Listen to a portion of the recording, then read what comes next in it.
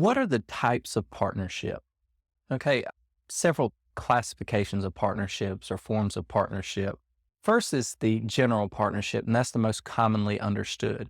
The general partnership it isn't necessarily required to be filed anywhere. It is where the partners to the business activity, commercial activity, generally share equally in responsibilities and rights, as far as management, decision making, etc., in the partnership. Now, through a partnership agreement, you can limit the type of activities that one partner can undertake versus another partner. But generally, the core structure to the partnership defaults to equal ownership, equal distribution of profits or losses, equal decision making authority, etc. So that's the general partnership, and again, not necessarily filed with the state, but in some situations it can be.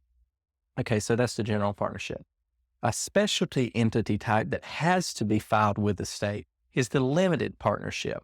Now, the purpose of the limited partnership is to allow for partners who don't want to take part in the business, but provide some level of either advice to the business, financing to the business, capital contribution through equipment, funds, etc., to the commercial activity, but they want to maintain a level of separation. They don't take part in the day-to-day operations of the commercial activity, and thereby that limited partner status allows them to avoid personal liability for any contract or tort damages that arise from the partnership activity. Say, for example, John is a general partner and Jane is a limited partner. If John undertakes activity that causes liability for the partnership, say he's driving the company vehicle and accidentally hits somebody and they sue the company in tort,